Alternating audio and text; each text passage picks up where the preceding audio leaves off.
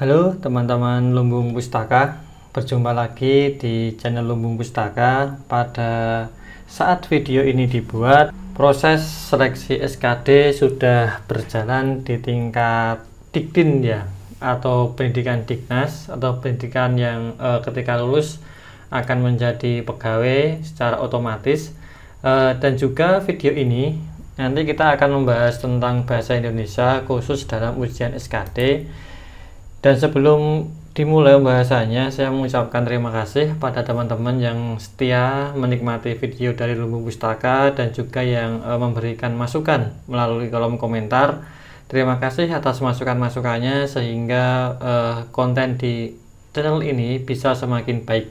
Dan juga soal bahasa Indonesia ini adalah request dari salah satu teman kita yang sebenarnya requestnya itu 2 hari yang lalu baru saya kerjakan, dan ketika selesai saya kerjakan, yang minta request itu sudah sudah mengikuti ujian. Bentar, saya cek namanya dulu ya. Ya, yang meminta materi bahasa Indonesia itu namanya adalah Mbak Alifa Salsabila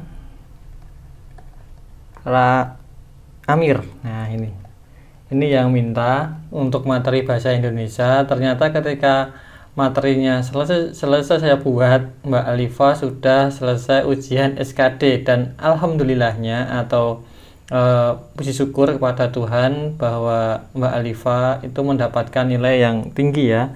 Ini dia komen di salah satu konten, dia mendapatkan nilai SKD 481.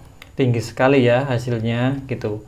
Oke teman-teman, jangan mau kalah. Meskipun saya mengatakan bahwa gini, SKD itu bukanlah cerminan kecerdasan dari teman-teman, tapi itu adalah cerminan dari persiapan teman-teman dalam menghadapinya. Oleh sebab itu mari kita tingkatkan persiapan kita ya. Oke, kita mulai dari soal nomor 1 agar menghemat waktu. Baik, bahasa Indonesia pada dasarnya adalah sama dengan soal-soal ketika teman-teman ujian di sekolah ataupun di universitas. Oke, kalau soal seperti ini teman-teman jangan terjebak untuk membaca ini dulu.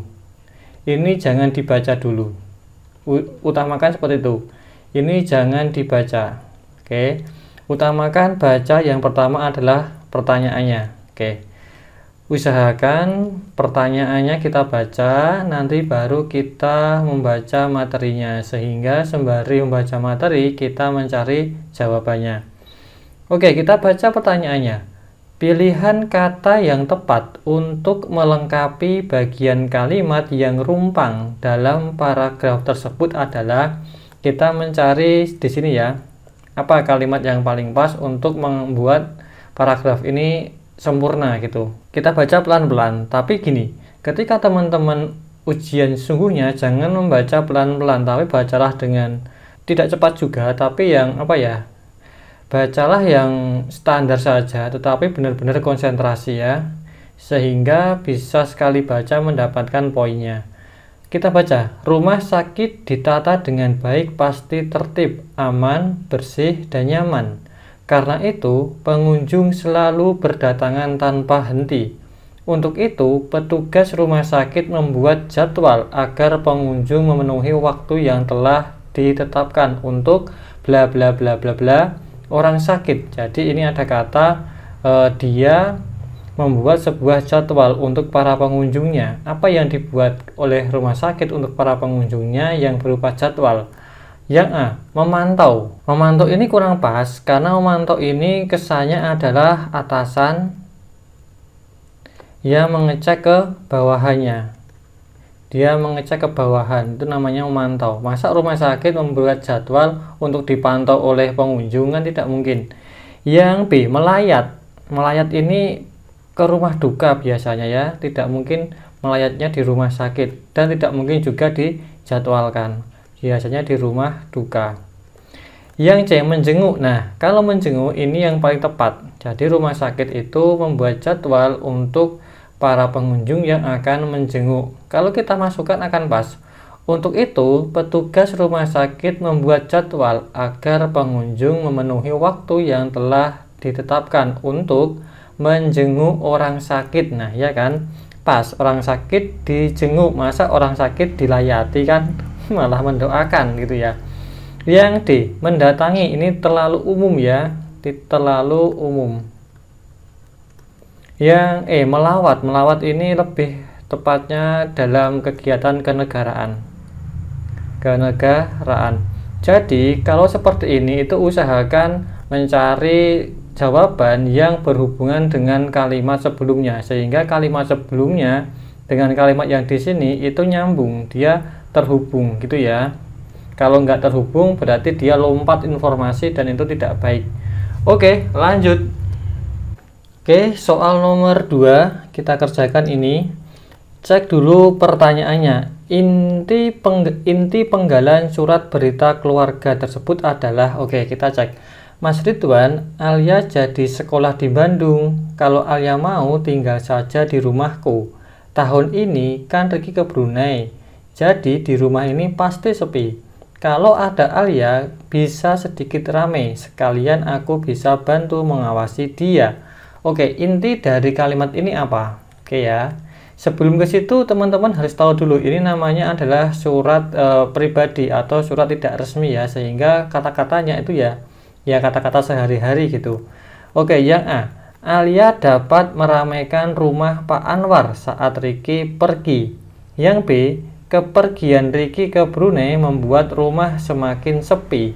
Yang C, keinginan Alia untuk tinggal di rumah paman di Bandung.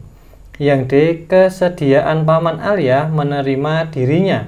Yang E, informasi anaknya yang akan ke Brunei selama Alia di Bandung.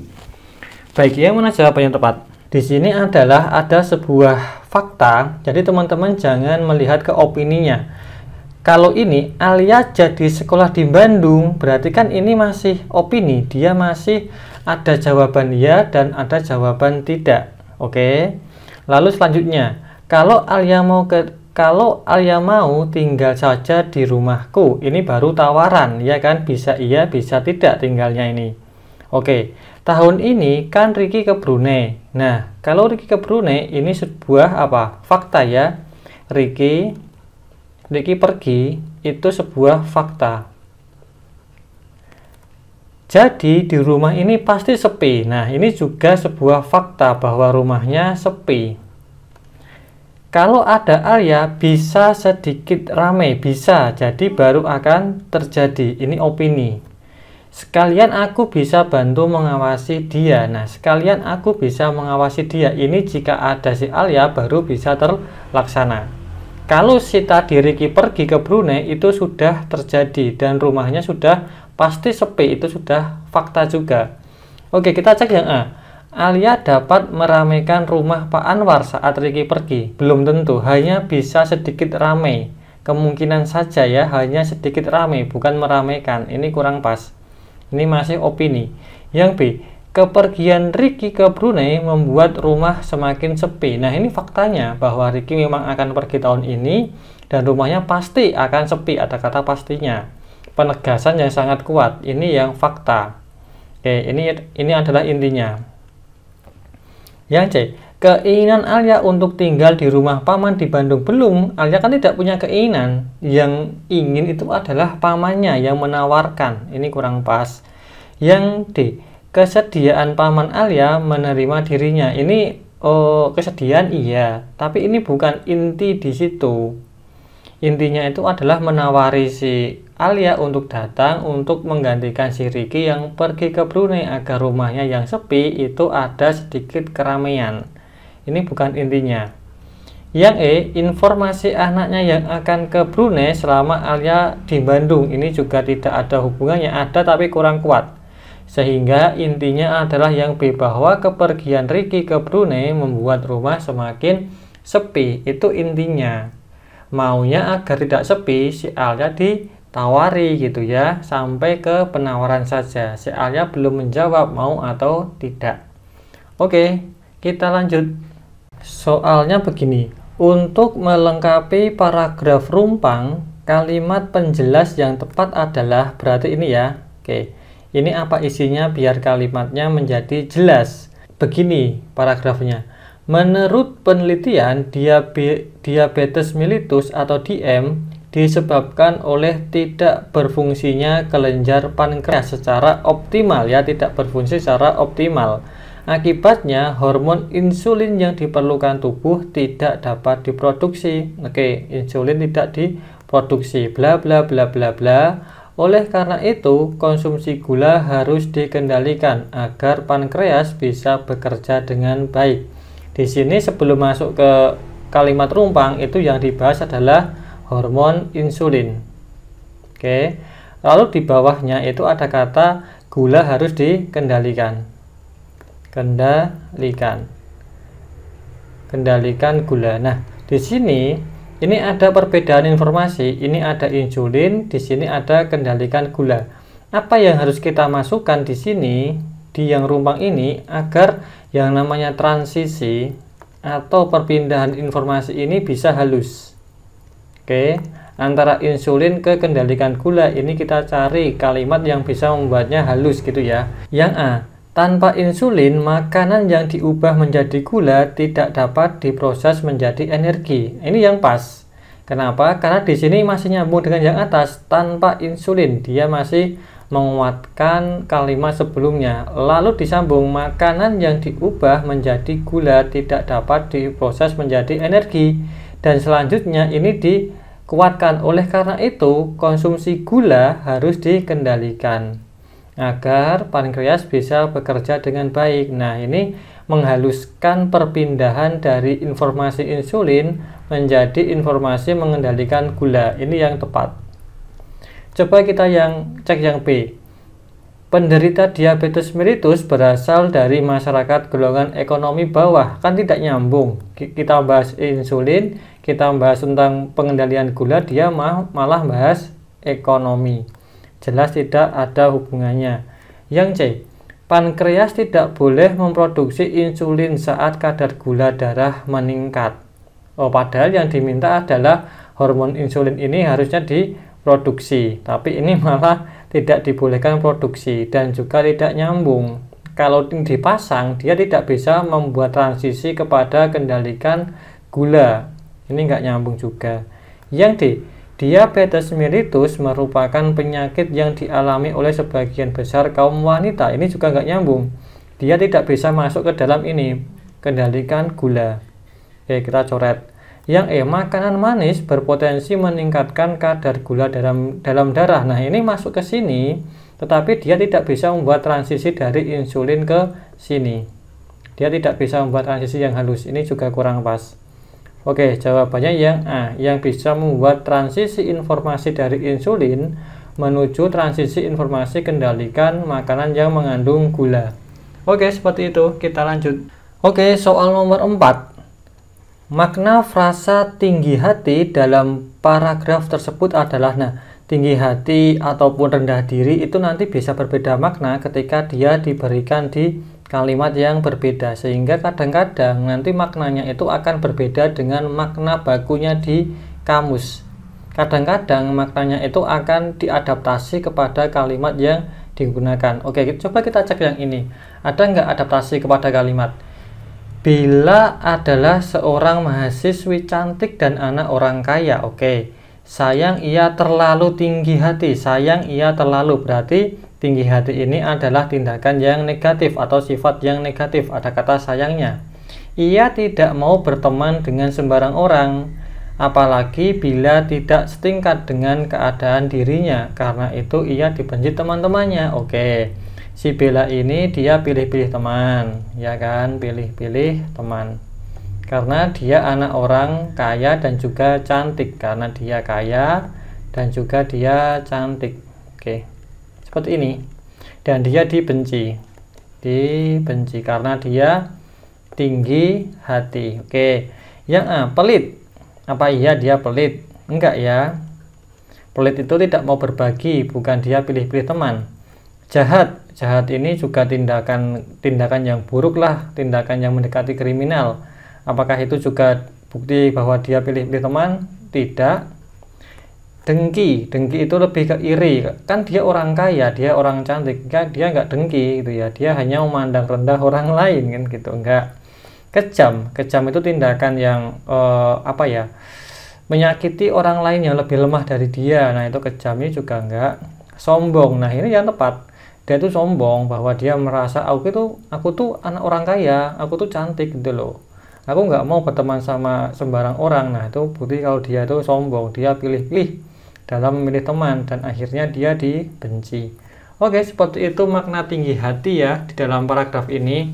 Mungkin ketika diterapkan di paragraf yang lain itu nanti tinggi hati itu bisa bermakna sesuatu hal yang berbeda.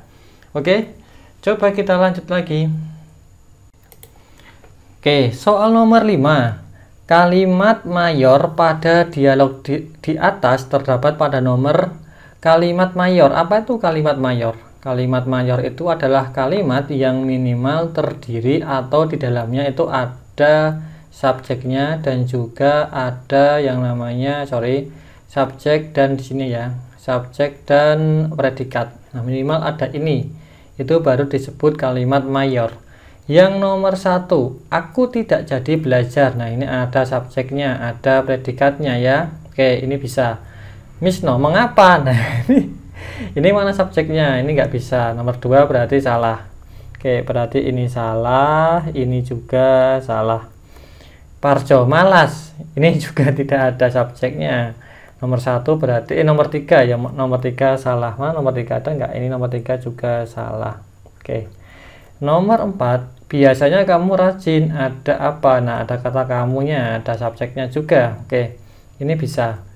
Yang nomor 5, Miss No, ada masalah. Ini juga nggak jelas, ini nggak ada subjeknya ya. Nomor 5 ini juga salah. Oke, berarti yang tepat yang B ya, tidak usah kita selesaikan karena semua sudah ada ininya, sudah ada pengnya. Oke, berarti jawabnya yang B ya teman-teman. Kita lanjut lagi. Oke, nomor 6. Penulisan identitas pelamar yang tepat sesuai dengan EB atau ejaan yang disempurnakan ya, atau ejaan berbahasa Indonesia adalah, oke kita baca, Ibu Siti Nurhasanah SS, lahir di Malang 18 April 1981, beragama Islam, alamat Jalan Teratai Semarang. Oke, di sini ini adalah tentang apa ya? Identitas sebuah surat lamaran. Oke ya, meskipun surat lamaran zaman sekarang itu tidak seformal zaman dulu ya. Kalau teman-teman mencoba melamar kepada sebuah startup atau perusahaan-perusahaan besar, itu malah CV atau lamaran itu lebih kreatif gitu ya. Tapi karena ini yang diminta adalah yang formal sesuai dengan EB atau EJD, kita ikuti saja. Yang A, berikut ini adalah identitas saya. Sebenarnya ini kurang pas ya. Berikut ini adalah identitas saya. Kata-kata saya itu kurang pas ini.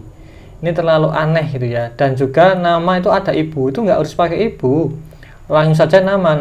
Misal nama Siti Nurhasanah gitu malah bener, nggak usah pakai nama Ibu Siti Nurhasanah. Berarti ini jelas salah, nggak perlu kita lanjutkan. Yang B, yang bertanda tangan di bawah ini ya, masa buat lamaran yang bertanda tangan di bawah ini sudah jelas aneh banget gitu ya. Ada lagi nama pakai ibu juga, ini juga jelas salah. Yang C, adapun identitas saya. Oke, coba ya. Nama Siti Nurhasanah SS. Oke, Malang, tempat. Nah, ini tempat itu juga aneh, nggak seperti ini ya. Tempat itu harusnya di sini gini, garis miring, tapi di sini tidak garis miring. Seperti itu, ada garingnya di sini, tapi di sini enggak. Itu harusnya seperti itu. Jadi ini sebenarnya kurang pas. Jalannya juga enggak harus seperti ini, enggak harus pakai titik. Ini juga aneh ini. Ini siapeng. Yang D, dengan surat ini saya sampaikan bahwa saya. Nah ini aneh. Dengan surat ini ada kata saya, sampaikan bahwa saya. Ini membuang-buang apa ya? Ini membuang-buang kalimat, membuang-buang kata itu ya. Aneh ini juga nggak mungkin ini salah ini. Oke, jawabannya tinggal yang D, harusnya ini benar. Harusnya ini benar ya yang E. Bersama surat ini saya Oke, nggak apa-apa, saya cuma satu. Nama Siti Nur Hasanah SS pakai titik, iya. Tempat garis miring tanggal lahir Malang, koma. Nah ini benar seperti ini ya. Agama Islam. Alamat Jalan Teratai 91 Semarang. Ini juga boleh. Alamat ini boleh ditulis dengan lengkap, Jalan Teratai boleh, atau boleh disingkat dengan Jalan JLN, itu juga boleh, tergantung saja sih sebenarnya, tapi lebih bagus kalau dilengkapi seperti ini, Jalan Teratai 91 Semarang. Berarti jawaban yang tepat sesuai dengan EB atau EZD itu yang E. Kalau sesuai dengan zaman sekarang ya seperti tadi, yang namanya lamaran itu sekarang lebih apa ya, lebih futuristik atau lebih menarik gitu ya, tidak seformal zaman dulu gitu. Seperti ini saya kira tidak akan banyak keluar gitu ya di pertanyaan-pertanyaan. Oke, kita lanjut. Soal nomor 7. Makna perulangan pada kalimat di atas sama dengan makna perulangan pada kalimat tembak-menembak antara pasukan pemberontak dan aparat keamanan terjadi dini hari. Oke. Yang ditanya adalah maknanya ya. Oke, berarti maknanya tembak menembak, berarti kalau bisa gambarkan itu ada A, ada B, mereka saling menembak ya, yang A menembak B, yang B menembak A, berarti ada saling balas membalas. Yang A, gadis itu melambai-lambaikan tangannya ke arahku, berarti yang melambaikan cuma si gadis saja, hanya satu orang, padahal makna yang diminta itu adalah dua orang yang saling membalas. Berarti ini tidak bisa digunakan. B.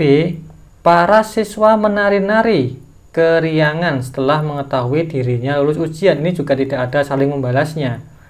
Oke, banyak orang, tetapi mereka asik dengan dirinya sendiri, yaitu menari-nari. Tidak ada saling membalas. Nggak bisa digunakan. Yang C. Kedua remaja itu hanya dapat berpandang-pandangan tanpa berkata-kata. Nah, ini yang pas. Ada dua orang dan mereka berpandang-pandangan, kan saling melihat, saling berbalas-balasan. Ini bisa. Yang D.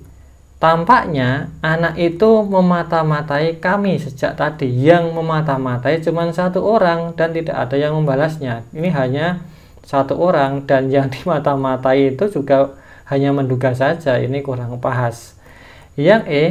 Kedua remaja yang baru bertemu itu berlari-larian di pantai. Oke, ada dua orang, tetapi mereka itu mengerjakan pekerjaan yang sama, yaitu berlari-larian tanpa ada pembalasan di antara mereka. Beda dengan saling tembak-menembak.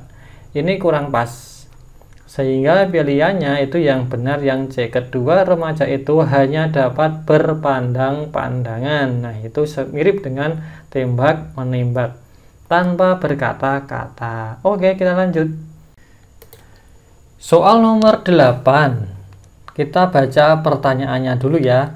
Penggalan tersebut merupakan jenis laporan apa? Oke ya, ada penelitian, kegiatan, perjalanan, pengamatan, peristiwa. Oke. Satu dari 1250 orang yang rutin mengkonsumsi vitamin E berpeluang mengalami stroke yang disertai pendarahan di otak besar. Oke, ada kata 1000 ini, ada kata 22%. Oke, ada kata-kata ilmiah yaitu vitamin E. Hal tersebut dikemukakan oleh Sekolah Kedokteran Harvard, Boston, dan juga insersi di Paris. Stroke terjadi ketika pembuluh yang menyuplai darah ke otak terhambat. Oke. Salah satu penyebabnya adalah tumpukan lemak yang menyebabkan kerusakan otak. Oke, ini sangat informatif sekali dan sangat ilmiah sekali. Mana yang pas? Yang A, penelitian, B, kegiatan, C, perjalanan, D, pengamatan, E, peristiwa. Perjalanan jelas tidak. Nggak mungkin.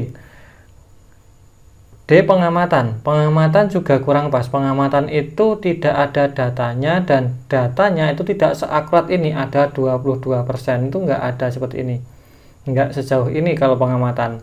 Dia hanya mengambil data sesuai dengan apa adanya. Kalau ini kan meneliti. Ini kurang pas.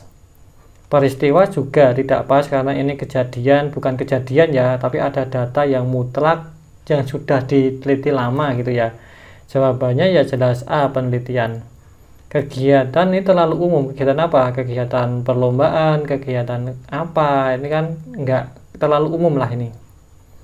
Berarti jawaban yang paling pas itu adalah yang A, yaitu penelitian. Kenapa penelitian? Karena ada datanya, yaitu dari 1000 lebih orang telah diteliti dan ada 22% yang dikatakan dia stroke, dan disampaikan oleh Harvard University, dan disampaikan juga bahwa penyebab stroke itu apa. Itu kan sangat ilmiah dan itu hasil sebuah penelitian. Oke, kita lanjut lagi.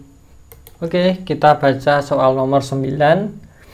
Tanggapan negatif terhadap isi paragraf di atas adalah tanggapan negatif. Oke, sebelum jauh ke sana, teman-teman boleh membayangkan teman-teman presentasi di depan kelas. Pasti teman-teman kalian itu akan memberikan sebuah tanggapan. Tanggapannya apa? Yang pertama adalah berupa dukungan, kemungkinan akan didukung. Oke. Kedua, tanggapannya biasanya berupa apa? Kritikan. Kritikan ini tujuannya adalah untuk membangun lebih baik, ya. Ini membangun. Yang ketiga itu biasanya adalah saran agar perbaikan, mirip dengan kritikan tapi sarannya lebih halus. Yang empat itu adalah tambahan. Tambahan ini untuk menyempurnakan sebuah informasi. Yang kelima itu adalah sinis. Sinis inilah yang mirip dengan negatif, atau lebih ke ya menganggap itu tidak mungkin deh, itu kayaknya sia-sia deh, itu kayaknya nggak bisa kamu lakukan deh. Nah, itu kata-kata negatif. Oke ya. Coba kita baca ini. Bagaimana? Nanti kita lihat yang bagian negatifnya. Pendidikan merupakan pilar utama dalam kemajuan suatu bangsa. Karena itu, tidaklah mengherankan jika saat ini pemerintah memberikan perhatian besar terhadap dunia pendidikan. Oke, pemerintah memberikan perhatian pada pendidikan. Hal itu bisa dibuktikan dengan meningkatnya anggaran pendidikan pada APBN tahun ini. Berarti intinya itu adalah pemerintah peduli terhadap pendidikan. Oke, dibuktikan dengan anggaran yang dinaikkan, gitu ya, anggaran yang naik. Yang A, mari kita sambut niat pemerintah untuk mensejahterakan masyarakat khususnya di bidang pendidikan. Ini lebih kepada apa? Apakah ini negatif? Enggak, ini masuk ke yang A, yaitu dukungan. Ini mendukung ya. Yang A ini mendukung. Yang B, semoga anggaran yang sudah dialokasikan ini diwujudkan dalam program kegiatan yang pro rakyat. Ini yang apa? Ini adalah kepada sarannya saja. Ini hanya saran bahwa anggarannya itu digunakan untuk kegiatan yang pro rakyat. Yang C, memang pendidikan merupakan instrumen mendasar untuk mengukur kesejahteraan suatu bangsa. Ini kemana ini arahnya? Ini ketambahan ya, ini menguatkan. Oke, ini menguatkan. Ini tadi adalah saran, ini dukungan. Yang D, belum kita temukan ya yang negatif.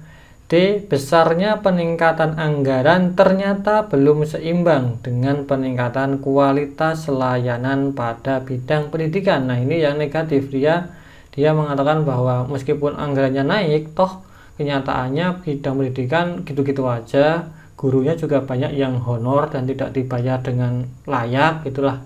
Ibaratnya dia pesimis gitu ya. Yang E, dengan meningkatnya anggaran pendidikan diharapkan juga terjadinya peningkatan pemerataan pendidikan. Ini ke apa? Ini kesaran ya. Ini kesaran yang baik ini, man. Nah, jadi di sini yang paling sinis, yang paling negatif itu adalah yang D, yaitu menyepelekan atau menganggap ya udah sama aja. Mau dinaikkan berapapun anggarannya, kenyataannya sama aja kok di lapangan, gitu-gitu aja kan gitu. Oke, kita lanjut soal berikutnya. Soal nomor 10, perhatikan kalimat berikut ini. Oke, pertanyaannya, kata yang mengalami perubahan makna ameliorasi dalam kalimat tersebut adalah apa itu ameliorasi? Saya tulis aja biar hafal ya. Ameliorasi itu artinya adalah perubahan makna untuk menjadi lebih halus. Jadi ini adalah menghaluskan gitu aja. Menghaluskan sebuah istilah, menghaluskan istilah. Oke, seperti ini. Kita baca teksnya. Hanggala rajin belajar bahasa isyarat untuk dapat berkomunikasi dengan para tunawicara. Oke. Jelas ya, yang mengalami penghalusan istilah itu yang mana? Yang tunawicara ini jelas, ini dihaluskan karena tunawicara ini kalau dibuat kasar atau tidak ameliorasi, dia akan menjadi apa? Dia akan menjadi bisu gitu ya. Ini kan didengar oleh anak-anak kan kasihan banget. Berkomunikasi dengan para orang-orang bisu kan kasihan gitu ya. Itu juga termasuk kata yang perlu kita ameliorasi atau perlu kita haluskan. Misal contoh, ketika kita mengatakan bahwa guru itu harus butuh kesabaran ketika mengajar anak-anak yang mohon maaf ya cacat. Ini kan kasar banget kan? Ini sangat kasar sekali. Maka dirubah lagi, guru itu harus memiliki kesabaran ketika dia mengajar anak-anak ABK atau anak-anak berkebutuhan khusus. Nah, ini termasuk juga penghalusan. Penghalusan seperti ini ya. Oke, demikian video yang pertama. Sampai jumpa di video berikutnya. See you.